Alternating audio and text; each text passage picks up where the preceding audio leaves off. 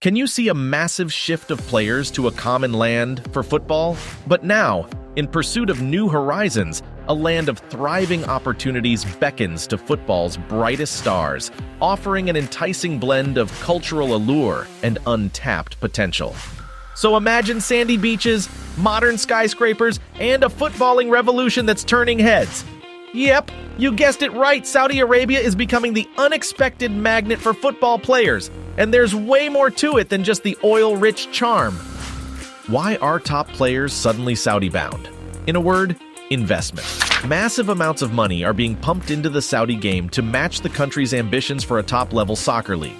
A reputable domestic competition not only puts Saudi Arabia on the map as a destination, but strengthens the national team in theory. Money being used to tempt players to play out the final year or two of their careers in the Middle East is nothing new. Still, the current push to land star names before their twilight years is a recent development that has enjoyed early success, with Ronaldo and Benzema as two superstar names that only some of the short-lived Chinese Super League managed to attract. Where does their money come from? In KSA and the surrounding regions, the involvement of affluent individuals in supporting local football clubs is a long-standing tradition. However, a fresh approach has emerged as Saudi Arabia's Public Investment Fund, PIF, recently secured 75% ownership stakes in the four most prominent top-tier football clubs. These include Al Nassr, captained by Ronaldo, reigning champions Al Ittihad, led by Benzema, the venerable powerhouse Al Hilal, and the resurgent Al Ahly. The Saudi oil corporation Aramco will buy a portion of Al Qadsiya, and the Neom has purchased a part of Al Sukur FC. The infusion of PIF's backing has introduced a novel dynamic, allowing these clubs to attract top-tier talent and strategically assign players to reinforce their squads. This innovative model, responsible for securing talents like Messi and pivotal in acquiring figures like Benzema and Kante, also extends its reach to high-profile managerial appointments such as the ongoing discussions surrounding Jose Mourinho. Notably, the sphere of PIF influence does not encompass Steven Gerrard's move to Ettifaq FC, potentially positioning it as a destination of less superstar allure. Saudi Arabia's Public Investment Fund, PIF. Obviously, through their ownership of the soccer club Newcastle United, PIF is none other than the group that owns 80% of the Magpies, and they are employing their enormous financial support to assist in transforming the Tyneside club into one of the most dominant players in the Premier League. Even though Newcastle United has qualified for the UEFA Champions League for the upcoming season, Eddie Howe is being hailed for leading a very cheaply assembled squad back into Europe. On the other hand, it is anticipated that those sums will increase as the club expands and has a greater demand for more talented players. Furthermore, the fact that the team just signed a shirt agreement with the Saudi events business Sella implies that this may be the beginning of Newcastle's gold rush. And that's not the end of it. PIFs are not just involved in soccer. The organization is also the driving force behind the contentious Live Golf endeavor, which has been met with much opposition up to this point. PF now has significant power over professional golf worldwide due to a recent merger with Live Golf and the PGA Tour. Nevertheless, that merger is presently the subject of an investigation by the Senate. Which other top players are in Saudi? Even before Ronaldo arrived in Saudi Arabia, there were already several known celebrity names playing in the country's leagues, such as Ever Banega at Al-Shabaab, and Al Nassr's Talisca, Luis Gustavo, David Ospina, Alvaro Gonzalez, and Pity Martinez.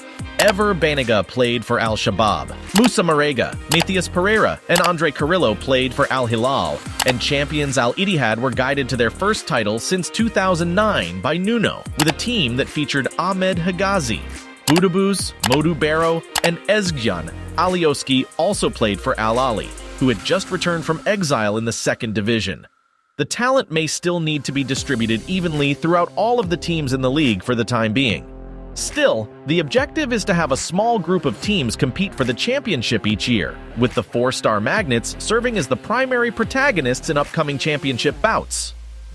Neymar to Al Hilal. After agreeing with Paris Saint-Germain to sell Brazil's superstar Neymar for a fee of £77.6 million plus add-ons, Al Hilal appears to be on the verge of pulling off one of the most impressive coups of the transfer window. It is clear that the league has high aspirations to become one of the best competitions in the world over the next few years, based on the number of moves, the amount of money spent, and the status of the players that are transferring. Neville, a former defender for both Manchester United and England, has inquired about the significance of all of this possible activity. The PIF of Saudi Arabia announced in June that it would be acquiring 4 of the most successful teams in the kingdom. One of these clubs was Al Nassr, who had recently recruited Cristiano Ronaldo. There is some question as to whether or not the private investment fund, PIF, owns an interest in the ultimate owners of Chelsea, which is the private equity firm Clearlake Capital. Nevertheless, sources inside the club have refuted accusations of any direct participation. Saudi World Cup 2030 bid. This takes us to the fact that Saudi Arabia has submitted a proposal for the FIFA World Cup in 2030, taking a page out of Qatar's playbook. They are already scheduled to host the AFC Asian Cup in 2027, but Saudi Arabia is interested in potentially co-hosting the World Cup after 2026. In the past, Morocco, Egypt, and Italy have been mentioned as potential partners, while Egypt and Greece have been cited more recently. There is still time for those concepts to be revised, and once the event has been jointly hosted by the USA, Canada, and Mexico, the winning bid will be disclosed in the middle to late years of 2024. Is there domestic Saudi talent? If you watch the 2022 World Cup, it is not that horrible.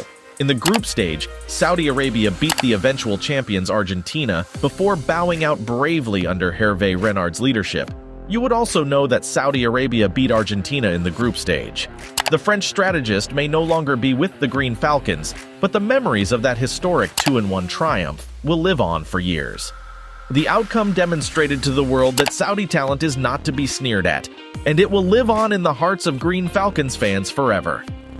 The objective will be to build on that foundation over the next several years to become even more competitive by the year 2026, and, if possible, to win the Asian title on home soil in the year 2027. Can the Pro League catch Europe? It is evident that Ronaldo's arrival has already had an effect, and the addition of Benzema and Kante will only help that influence to grow. It may not be the intended battle between CR7 and Messi, but it is still a collection of celebrity names that should increase in the coming weeks and months as the Saudi game chases even more star names ahead of the new Russian Saudi League season. This collection of superstar names is expected to grow in the following weeks and months. Closing the gap with Europe will still take decades rather than just a few years to accomplish goals, particularly for soccer on the continent. However, the recent rush of activity we are watching proves they are serious about doing business. If the talent starts to follow the money, the gap might close much more quickly than was initially anticipated. So how this shift will impact the league arenas? What do you think? Share your thoughts in the comments below.